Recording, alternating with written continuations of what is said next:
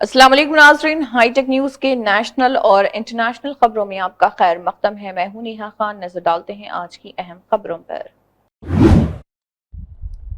दिल्ली में BJP leader Shahnawaz Hussain ने quad foreign ministers meeting और कर्नाटका कांग्रेस की सियासी सूरत-ए-हाल पर ऑपोजिशन को निशाने पर लिया है। मीडिया से बात करते हुए शाहनवाज हुसैन ने कहा कि क्वाड फॉरेन मिनिस्टर्स कॉन्फ्रेंस का इंडिया में होना मुल्क के लिए फ़ख्र की बात है। उन्होंने कहा कि मीटिंग में करंट ग्लोबल सिचुएशन पर भी बहस होगी और पूरी दुनिया की नज़रें आज इंडिया पर लगी हुई हैं, क्योंकि इंडिया को एक कंट्री ऑफ पीस के तौर पर देखा जाता है। शाहनवाज हुसैन के मुताबिक इंडिया हमेशा अमन का पैगाम देता आया है और इसी वजह से क्वाड मीटिंग से भी दुनिया को बहुत उम्मीदें हैं। कर्नाटका कांग्रेस लीडरशिप के ऑनगोइंग मीटिंग्स पर रिएक्शन देते हुए बीजेपी लीडर ने कहा कि कांग्रेस पार्टी के अंदर सब कुछ डिसअरे का शिकार है और उन्होंने इल्ज़ाम लगाया कि कांग्रेस हुकूमत आवाम के लिए काम करने के बजाय अंदरूनी लड़ाइयों में मसरूफ़ है। देखिए, क्वाड की मीटिंग हो रही है फॉरेन मिनिस्टर्स की, और भारत में हो रही है। दुनिया के जो हालात हैं उस पर भी वो चर्चा करेंगे। और ये भारत के लिए बड़ी बात है कि क्वाड की जो विदेश मंत्रियों का सम्मेलन है वो यहाँ हो रहा है। पूरी दुनिया की निगाहें भारत की तरफ है, क्योंकि भारत आज अमन का, पीस का देश माना जाता है।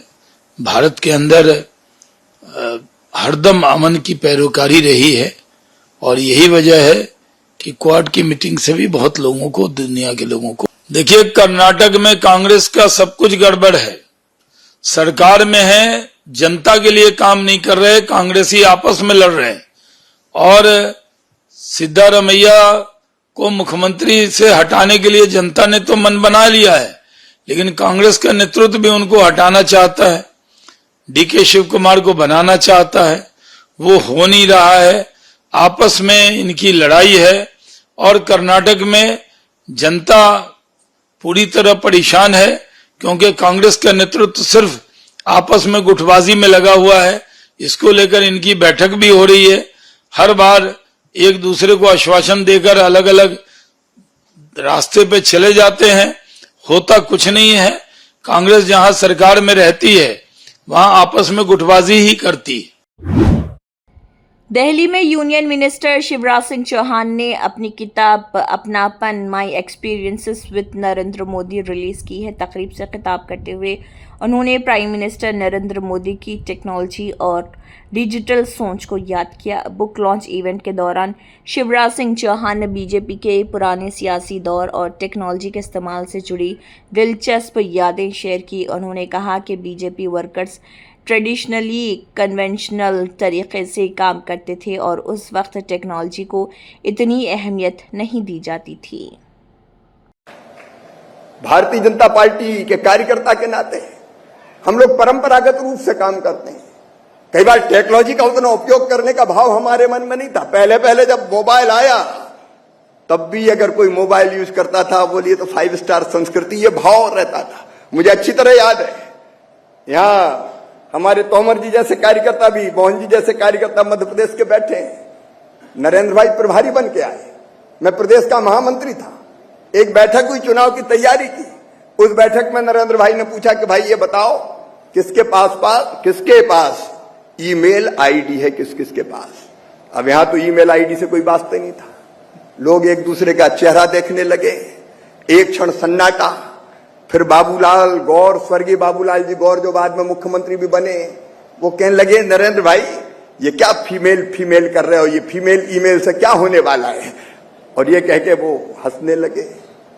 कुछ लोगों के चेहरे पर भी व्यंग्यात्मक भाव थे, लेकिन बाद में देखा कि ये ईमेल आईडी, मैंने कई दिनों तक उनको, दिलीप भाई संघानी के यहां नरेंद्र भाई यहां कई बार रुकते थे। मैं युवा मोर्चे के अध्यक्ष के नाते उनसे मिलने जाता था, तो मैं अभी तक मुझे याद है कानों पे उनके मफलर बंधा रहता था और कंप्यूटर पे वो लगातार काम करते दिखाई देते थे। कंप्यूटर पे काम नहीं, उनको पता था कि आगे अगर भारत का भाग्य बनाना है, विकसित भारत का निर्माण करना है, तो टेक्नोलॉजी बहुत जरूरी है।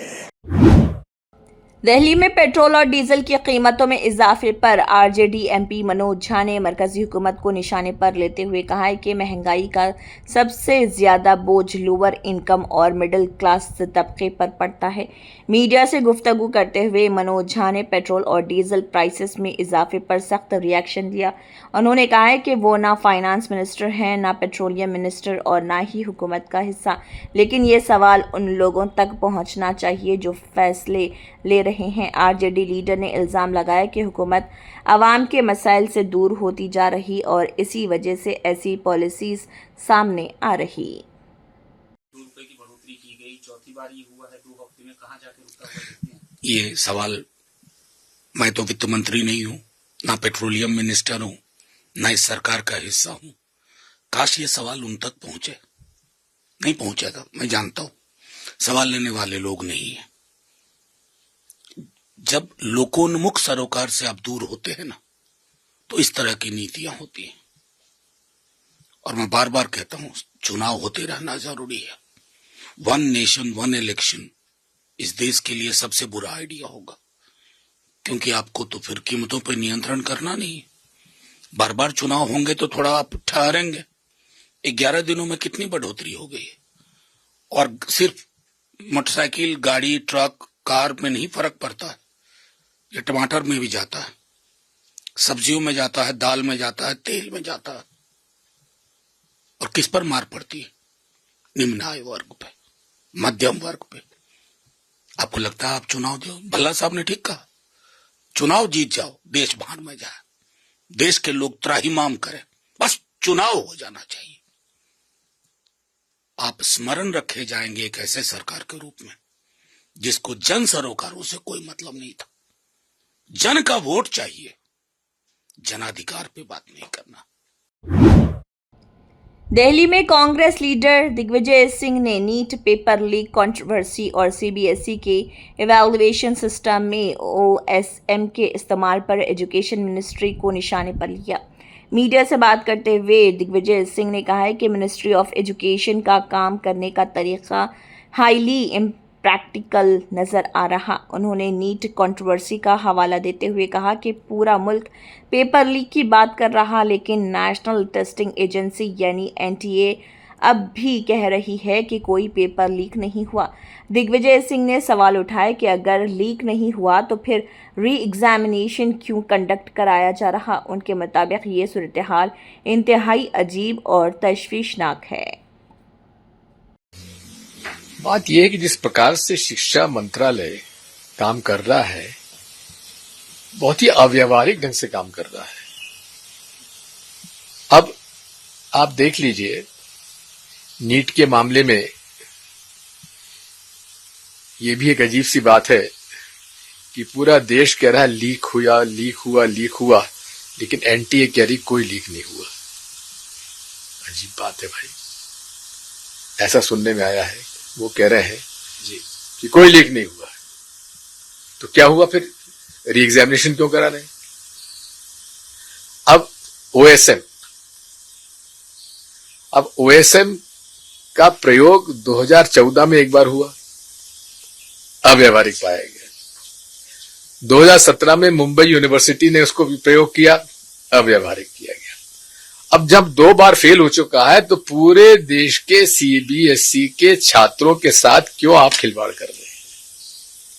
अब इसमें जो स्कैन कॉपी आ रही है, पढ़ने लायक नहीं है।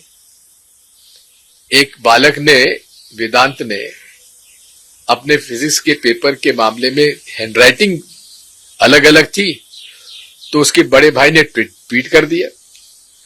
उसके पीछे पूरी भाजपा पड़ गई, पाकिस्तान है, पाकिस्तान नहीं है, पाकिस्तान भेजो इसको। ये क्या है? क्यों छात्रों के साथ आप ये अन्याय कर रहे हैं? मैं इस मामले में बहुत गंभीरता से कहना चाहता हूं कि हमने एनटीए चेयरमैन साहब को फिर से आमंत्रित किया है। कुछ मैंने प्रश्न हम लोग पूछने रह गए थे, पूछे हैं। कौन से पूछे मैं आपको नहीं बता सकता, लेकिन उनको 1 तारीख को उनको फिर बुलाया गया है।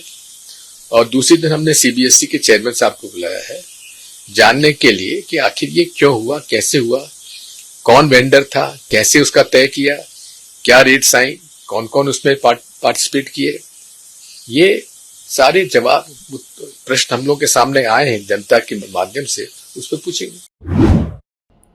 राजस्थान के बीकानेर सेक्टर में इंडिया पाकिस्तान बॉर्डर पर वाक़ संचू बॉर्डर आउटपोस्ट में बॉर्डर सिक्योरिटी फोर्स के एक प्रोग्राम से खिताब करते हुए union home minister Amit Shah ने बीएसएफ जवानों की परफॉर्मेंस को सराहा। बीएसएफ इवेंट के दौरान अमित शाह ने ऑपरेशन सिंदूर में बॉर्डर सिक्योरिटी फोर्स के जवानों की हिम्मत और डेडिकेशन की तारीफ की। उन्होंने कहा कि बीएसएफ पर्सनल ने मुश्किल हालात में न सिर्फ अपनी पोजीशन को मजबूती से संभाला बल्कि बॉर्डर इलाकों में रहने वाले लोगों का हौसला भी बढ़ाया। होम मिनिस्टर ने बीएसएफ जवानों को मुबारकबाद देते हुए कहा कि उनकी विजिलेंस और कमिटमेंट मुल्क की हिफाजत के लिए इंतहाई अहम है। मैं बीएसएफ के जवानों का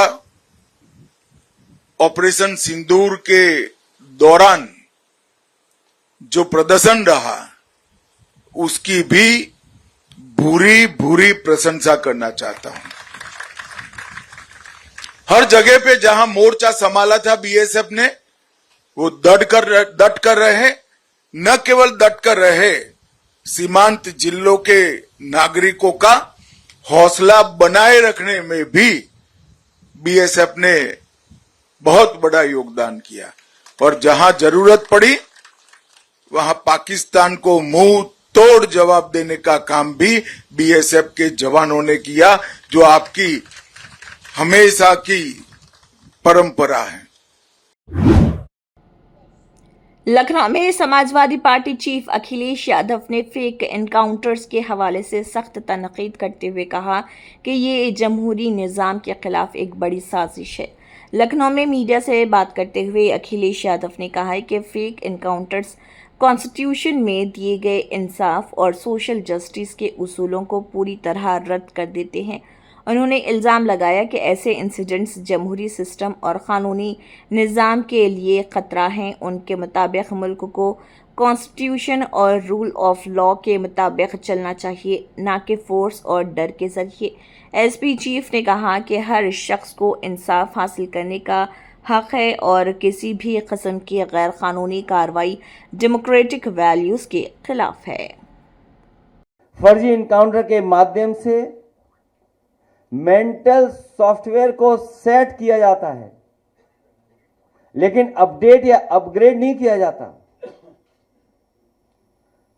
बल्कि आउटडेटेड, डाउनग्रेडेड बनाया जाता है। मैं ये बात दोबारा कहता हूं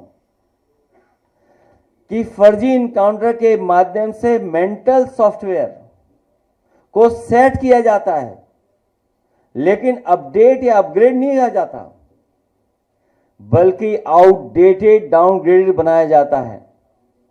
इससे मानस में हिंसा को भरा जाता है, हत्या को जायज ठहराया जाता है और जंगल के जमाने की उस रूढ़िवादी मानसिकता को वापस लाया जाता है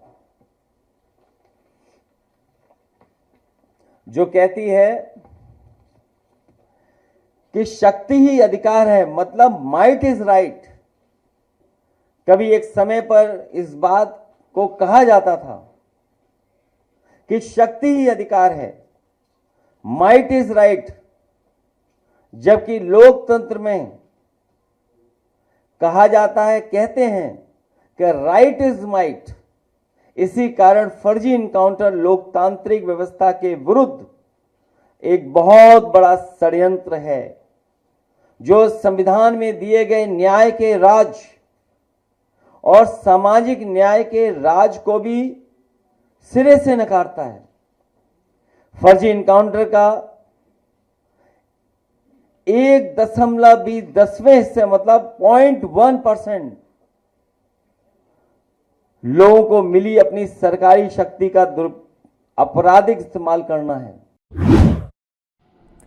दिल्ली में former vice president M Venkaiah Naidu ने वेटरन पॉलिटिशियन एचडी देवेगौड़ा की तारीफ करते हुए कहा कि उनकी मौजूदगी और ख्यालात सबके लिए काबिल कदर हैं। दिल्ली में एक खिताब के दौरान उन्होंने कहा है कि एम वेंकैया नायडू ने एचडी देवेगौड़ा की डेडिकेशन और सियासी खिदमत को सराहा है और उन्होंने कहा कि इस उम्र में भी देवेगौड़ा वक्त पर प्रोग्राम में शिरकत के लिए आए, लंबी देर तक बैठे रहे और अपने ख्यालात सबके साथ शेयर किए, जो काबिल तारीफ बात है। वेंकैया नायडू ने कहा है कि तमाम लोग उनकी मौजूदगी और शिवराज सिंह चौहान के काम को अप्रिशिएट करने पर उनके शुक्रगुजार हैं।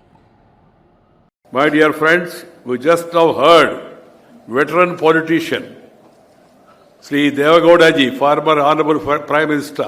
At this age, he took upon himself the responsibility to come here in time, sit here for such a long time and convey his thoughts to all of us. We are really thankful to Sri Devagowda ji that you have shared your views. And you have come here to compliment the son of the farmer, Sri Shivraj Singh Chauhan. The very name, Apanapan, in our language it means Ma, Mana. Ma, Mana, ours. That is the title.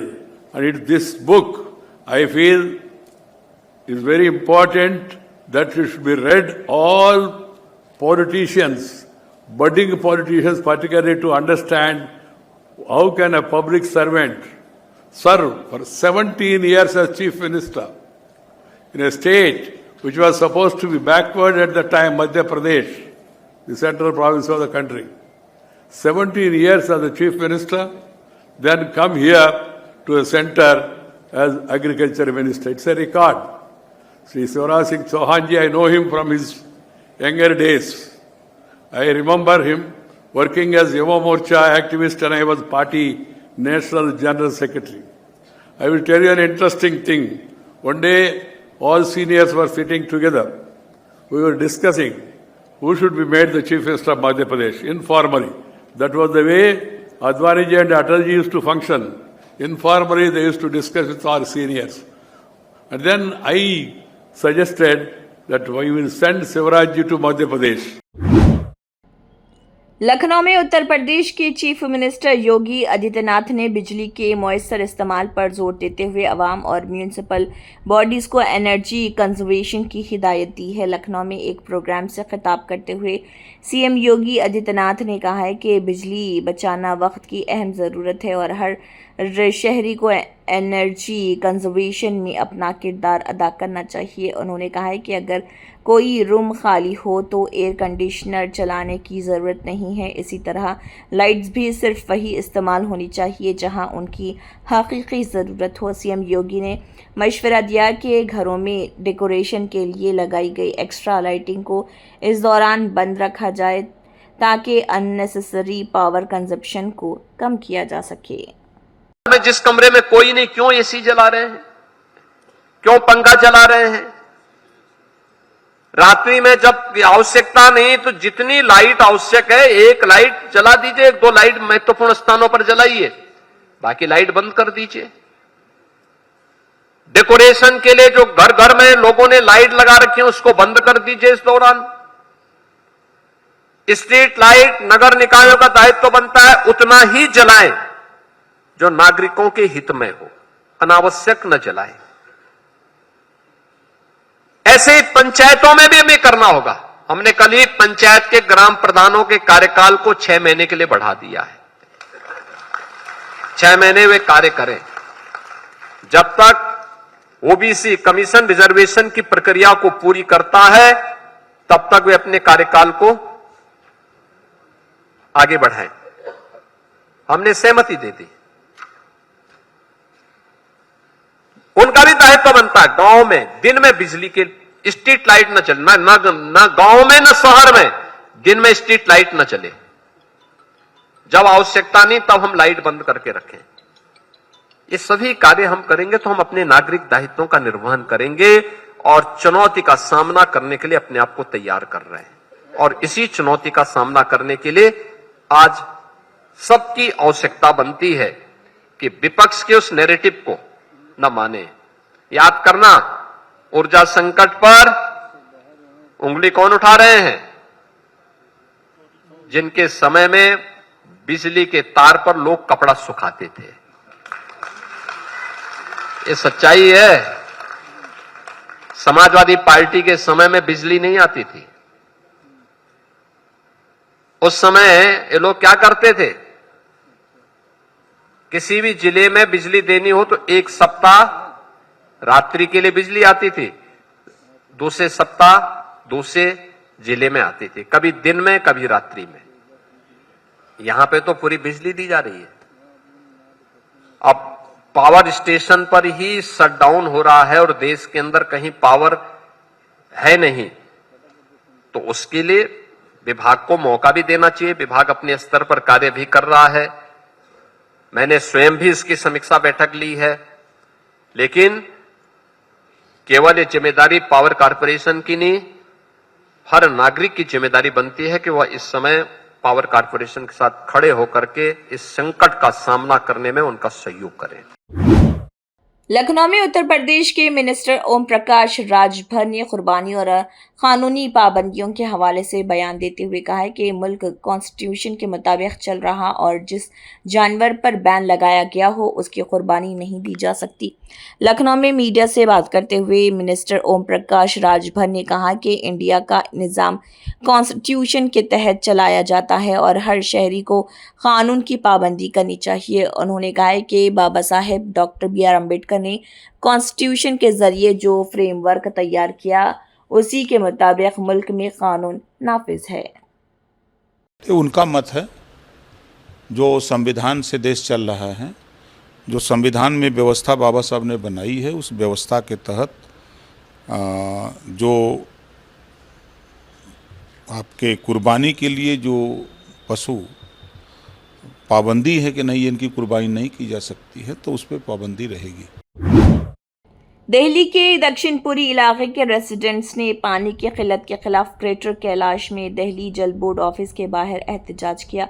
Protest में आम आदमी party MLA प्रेम चौहान भी residents के साथ मौजूद रहे।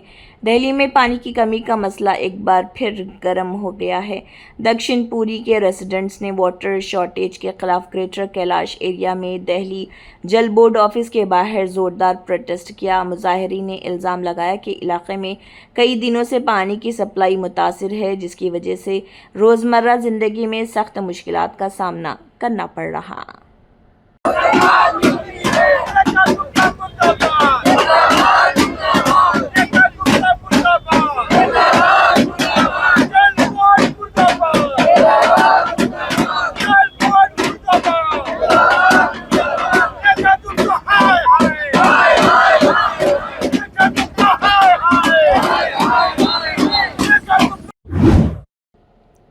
दिल्ली में union minister Mansukh Mandaviya ने कहा है कि पहली मर्तबा वर्ल्ड योगासना चैंपियनशिप इंडिया में ऑर्गेनाइज की जा रही है, जिसका मकसद दुनिया भर में योगा और योगासना की अहमियत को उजागर करना है।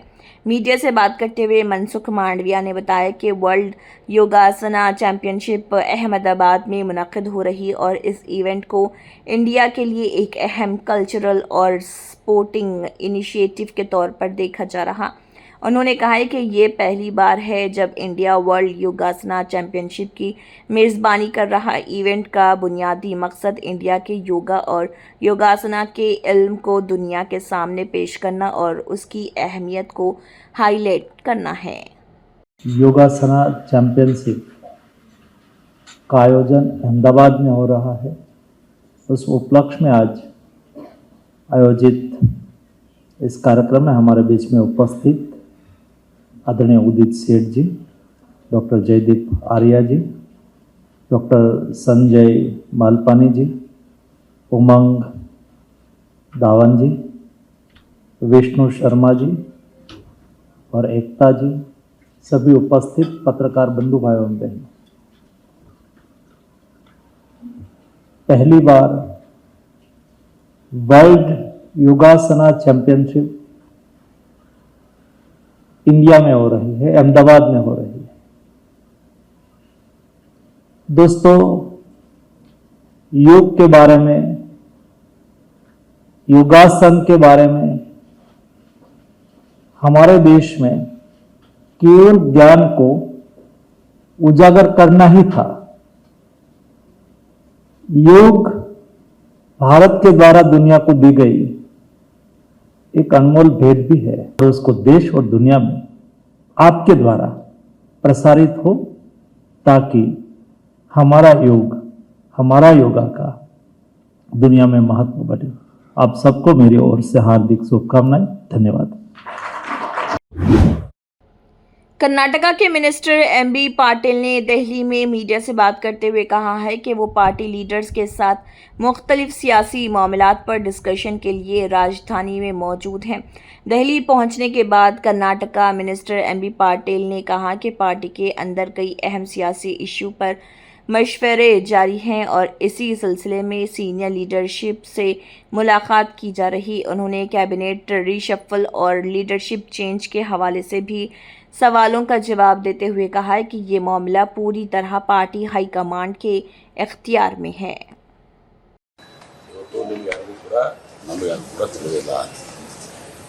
ಅನೇಕ ವಿಚಾರಗಳಿದಾವೆ. ಒಂದು ರಾಜ್ಯಸಭಾ ಚುನಾವಣೆ ಇದೆ, ವಿಧಾನ ಪರಿಷತ್ ಚುನಾವಣೆ ಇದೆ, GBA ಚುನಾವಣೆ ಇದೆ. ಆಮೇಲೆ ಇವತ್ತು ಸಂಪುಟ ಪುನರ್ರಚನೆ ಆಗಬೇಕು ಅನ್ನೋದು ಕೂಡ ಇವತ್ತು ದಿವಸ ಇದೆ. ಪಕ್ಷವನ್ನು ಬಲಿಷ್ಠಪಡುವಂಥದ್ದಿದೆ ಹಾಗೂ ಮೋದಿ ಸರ್ಕಾರದ ವೈಫಲ್ಯಗಳ ವಿರುದ್ಧ ಹೋರಾಟ ಮಾಡುವಂಥದ್ದು ಕೂಡ ಇದೆ. ಇವತ್ತು ಬೆಲೆ ಏರಿಕೆ, ಇವತ್ತು ಯಾವ ರೀತಿ ನಮ್ಮ ದೇಶದ ಪರಿಸ್ಥಿತಿ ಅಧೋಗತಿಗೆ ಹೋಗಿದೆ, ಇದೆಲ್ಲವೂ ಕೂಡ ವಿಚಾರಗಳಿದಾವೆ. ಹೀಗಾಗಿ ಮುಖ್ಯಮಂತ್ರಿಗಳನ್ನ, ಉಪಮುಖ್ಯಮಂತ್ರಿಗಳನ್ನ, ನಾಯಕರಾದಂಥ ಶ್ರೀ ರಾಹುಲ್ ಗಾಂಧಿಯವರು, ಮಲ್ಲಿಕಾರ್ಜುನ ಖರ್ಗೆಜಿಯವರು, AICC ಅಧ್ಯಕ್ಷರು ಹಾಗೂ ನಮ್ಮ ಪ್ರಧಾನ ಕಾರ್ಯದರ್ಶಿಗಳು ಇಬ್ಬರು ವೇಣುಗೋಪಾಲ್ ಹಾಗೂ ಸುರ್ಜೇವಾಲಾ ಅವರು ಕರೆದಿದ್ದಾರೆ. ಅವ್ರ ಜೊತೆ ಚರ್ಚೆ ಮಾಡ್ತಾರೆ. ಚರ್ಚೆ ಮಾಡಿದ್ಮೇಲೆ ಏನೆಲ್ಲ ವಿಚಾರಗಳನ್ನ ಚರ್ಚೆ ಮಾಡೋದು ಅಂತ ಗೊತ್ತಾಗುತ್ತೆ.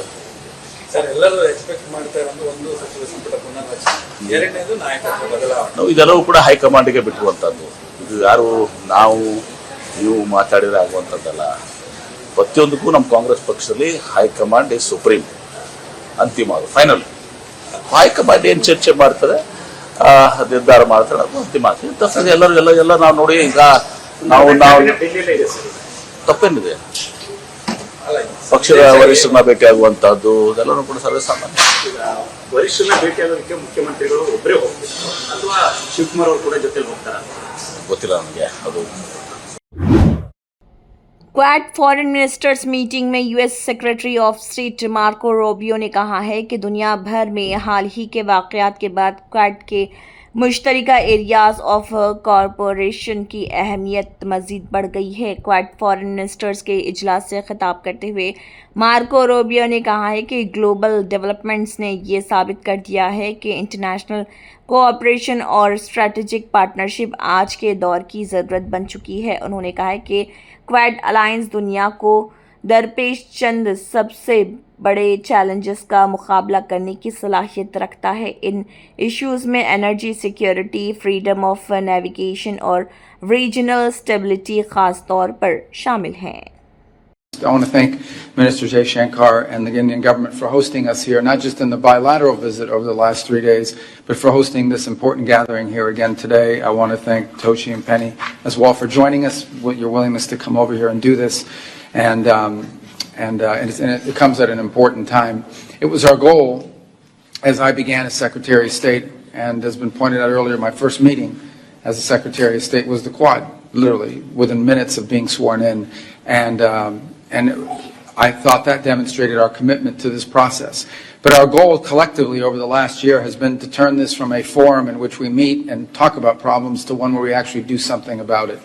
And I think we can report to our peoples, respectively, that we are beginning to do that pretty aggressively and pretty impressively on the areas of cooperation. And it's also interesting that on the areas that we are working together on have become even more relevant and more important because of recent events around the world.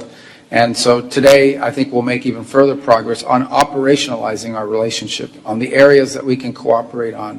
And by the way, the most interesting thing about the Quad is not simply that we quad foreign ministers meeting के दौरान Japanese foreign minister Toshi मित्सो Motegi ने कहा है कि ये meeting दुनिया को एक मजबूत पैगाम देती है कि क्वाड मुल्कों की प्रैक्टिकल कोऑपरेशन को और मजबूत बनाएगा ताकि इंडो पैसिफिक रीजन को फ्री और ओपन रखा जा सके। क्वाड फॉरेन मिनिस्टर्स की अहम मीटिंग में जापान के फॉरेन मिनिस्टर तोशिमित्सु मोटेगी ने इंडो पैसिफिक स्ट्रैटेजी पर जोर देते हुए कहा कि मेंबर कंट्रीज मिलकर रीजनल स्टेबिलिटी और कोऑपरेशन को फरोग देने के लिए कमिटेड हैं। उन्होंने कहा है कि ये मीटिंग सिर्फ डिप्लोमेटिक एंगेजमेंट नहीं बल्कि दुनिया के लिए एक स्ट्रॉन्ग मैसेज है कि क्वाड अलायंस प्रैक्टिकल कोऑपरेशन को मजीद बढ़ाने के लिए सीरियस है।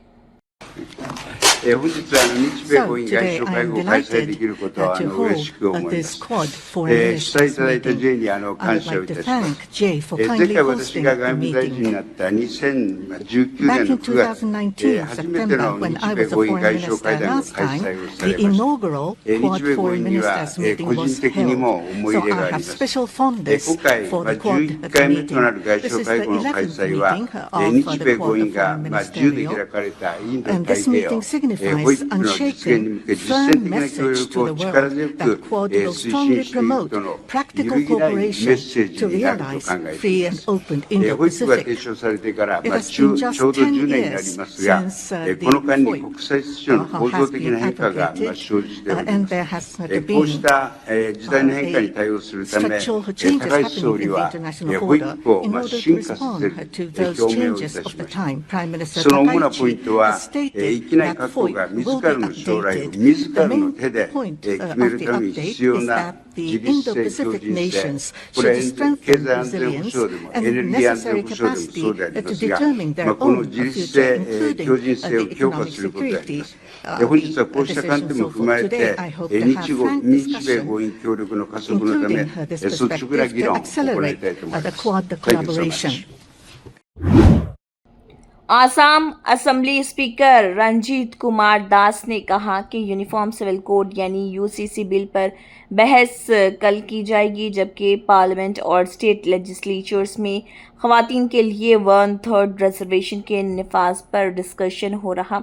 आसाम से आने वाली अहम सियासी खबर के मुताबिक स्पीकर रंजीत कुमार दास ने असेंबली प्रोसीडिंग के हवाले से बड़ी अपडेट दी है। उन्होंने बताया कि यूनिफॉर्म सिविल कोड यानी यूसीसी बिल पर डिटेल्ड डिस्कशन शेड्यूल की गई है। स्पीकर के मुताबिक एजेंडा ख़वातीन के सियासी हुकूक़ और रिप्रेजेंटेशन पर मरकूज़, पार्लियामेंट और स्टेट लेजिस्लेचर्स में वुमेन के लिए 1/3 रिजर्वेशन के इम्प्लीमेंटेशन पर बहस की जा रही।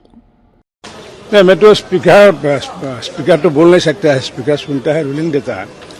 निश्चित रूप से हम एज ए अगर सिटीजन ऑफ इंडिया हम बोलूँगा, निश्चित रूप से खूब अच्छा एक बिल लाया है। ये समुदाय का अक्रॉस द समुदाय, अक्रॉस द पार्टी, ये सब लोगों का अच्छा होगा। मेरा जो एज ए सिटीजन में जो देखा है, काल जो देखा है, निश्चित रूप से एक अच्छा बिल पेश किया है। अभी देखता हो मेरा जितना एमएलए है, उन लोग तो एमएलए है कंस्टिट्यूंसी में है, इधर में उन लोग लॉ मेकर है। Each and every law maker उन लोग का जितना ओपोनेंट है, ओपोनेंट प्लेस करेगा। उनका बाद जो पारित करने का व्यवस्था है, एज पर रूल जो पारित करने का व्यवस्था है, निश्चित रूप से पारित करने के लिए हम प्रयास करूँगा। निश्चित रूप से आज तो सुबह हम लोग का ऑनरेबल चीफ मिनिस्टर जी ने जो हम लोग का गवर्नर जी का जो भाषण था, जो थैंक्स मोशन का भाषण था, भाषण का ऊपर उनका रिप्लाई होगा। आज जो नारी वंदना जो है वो भी आया है, महिला वंदना, और जो यूसीसी जो टेबल हुआ है यूसीसी का, लेकिन डिस्कशन जो होने वाला है काल होने वाला है। आज नारी वंदना का ऊपर डिस्कशन होगा। डीएमके लीडर तोप्पू वेंकटाचलम ने एआईएडीएमके के 3 एमएलएस के इस्तीफों पर रिएक्शन देते हुए कहा है कि उन्हें रेजिग्नेशन की असल वजह का इल्म नहीं है। साथ ही उन्होंने कहा कि अगर पेरूनदुराई कॉन्स्टिट्यूंसी में बाई इलेक्शन होता है तो डीएमके ज़रूर अपना कैंडिडेट फील्ड करेगी। तमिलनाडु की सियासत में एक नई गर्मागर्म बहस देखने को मिल रही। डीएमके लीडर तोप्पू वेंकटाचलम ने मीडिया से बात करते हुए कहा कि एआईएडीएमके के 3 एमएलएस के रेजिग्नेशन के पीछे असल सबब क्या है, इस बारे में फिलहाल उनके पास कोई कंफर्म्ड मालूमात नहीं है। இயக்கத்தில் நின்று வெற்றி பெற்ற பின்னால் அந்த வெற்றிக்கு பின்னால் எத்தனை தொண்டர்களுடைய உழைப்பு அதிலே அடங்கி இருக்கிறது என்பது நீண்ட காலம் இந்த அரசியல் வாழ்விலே பயணித்துக் கொண்டிருப்பவர்களுக்கு நன்றாக தெரியும். ஒரு வெற்றி என்பது அதிலே அந்த இயக்கத்தினுடைய தலைவருடைய பங்கு இருக்கிறது, அந்த இயக்கத்தினுடைய தொண்டர்களுடைய பங்கு இருக்கிறது, மறைந்த தலைவர்களுடைய பங்கு அதிலே இருக்கிறது. ஆகவே மக்களுடைய பங்கும் அதிலே பெருமளவு இருக்கிற காரணத்தினாலேதான் ஒரு வேட்பாளர் அந்த தொகுதியிலே வெற்றி பெற முடியும். அது வெற்றி பெற்ற பின்னால் அந்த மக்கள் எத்தனையோ திட்டங்களை தனக்காகவும் தன்னுடைய தொகுதி மக்களுக்காகவும் தொகுதிக்காகவும் அடிப்படை கட்டமைப்புகளை மேம்படுத்துவதற்காகவும் சட்டப்பேரவையிலே குரல் கொடுப்பார்கள் என்கிற நம்பிக்கையிலே தான் மக்கள் வாக்களிக்கிறார்கள். இயக்கத்தை சார்ந்தவர்கள் நமது சார்பாக வெற்றி பெற்ற ஒருவர் நம்முடைய குரலையும் சட்டமன்றத்திலே அவர் பிரதிபலிப்பார். அந்த இயக்கத்தை வழிநடத்தி செல்வதற்கு நமக்கும் ஒரு தலைமை பொறுப்பு இருக்கிறது என்கிற அடிப்படையிலே தான் அந்த இயக்கத்தை சார்ந்தவர்களும் அவருக்காக இரவுகளாக பாடுபடுவார்கள். ஆகவே அப்படிப்பட்ட வெற்றியை இப்பொழுது அந்த 3 சட்டமன்ற உறுப்பினர்கள் ராஜினாமா செய்த இன்றைக்கு அந்த மக்கள் எந்த அளவுக்கு ஏற்றுக்கொள்வார்கள் என்பது எனக்கு தெரியவில்லை. பொதுவாகவே சட்டமன்ற இடைத்தேர்தலை எந்த மக்களும் விரும்ப மாட்டார்கள். தொகுதியை பொறுத்தவரையிலே, பெருந்துறை தொகுதியை பொறுத்தவரையில தேர்தல் வருகிற பொழுது கட்டாயமாக திராவிட முன்னேற்ற கழகம் தமிழ்நாட்டிலே ஒரு வலுவுள்ள எதிர்க்கட்சியாக இன்றைக்கு விளங்கி கொண்டிருக்கிறது. கடந்த 5 ஆண்டு காலம் சிறப்பான ஆட்சியை கொடுத்த ஒரு இயக்கமாக இருக்கிறது. ஆகவே மீண்டும் திராவிட முன்னேற்ற கழகம் கட்டாயமாக வேட்பாளரை நிறுத்துவார்கள். அது யார் வேட்பாளர் என்பதை தலைமைதான் முடிவு செய்யும். इसी के साथ हाईटेक न्यूज के नेशनल और इंटरनेशनल खबरें इख्तिताम को पहुंचती हैं। अल्लाह हाफिज।